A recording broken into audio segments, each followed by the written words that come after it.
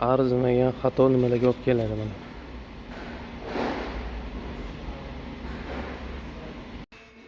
Assalomu alaykum hammaga.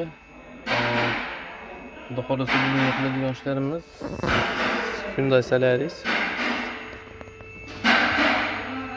Burada qancha bloklar olib tashlangan. Olib tashlash sababi platformaga yonmay qolgan umuman. Hadovoy yurganda, mashinani zavod qilganda yonib turadigan lampochkalar yonmaydi. Buning sababini men ko'rsataman sizlarga.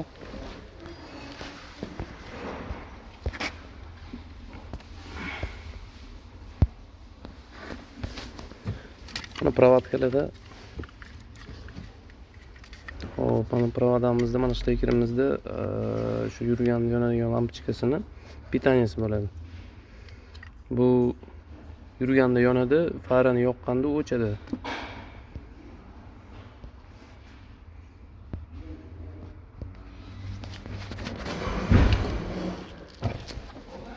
Bu narsani bular переделка qilib, mashinani gabariti yoqqanda, platformga yoqqanda to'g'ri yonadigan qilib o'zbekcha variantini qilishgan.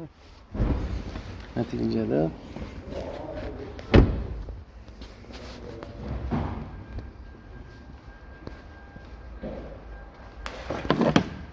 burada qancha blok erigan.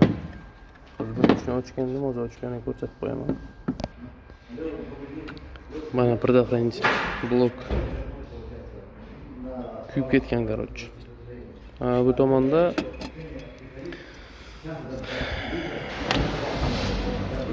diod turadi, mana o'zi prям ko'rinib turibdi. Diodlar ham erib yonib ketgan. Platada hop ikkita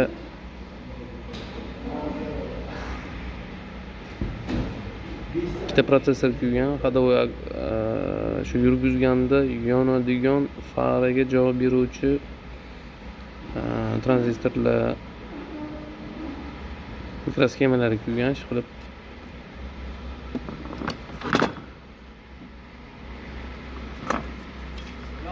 Remont qilmoqchi bo'ldik, faqat remontdan ko'ra o'zini bir daqiqanchalik blokga arzon tushganligi uchun boshqa bir daqiqanchalik blok zakaz qildik.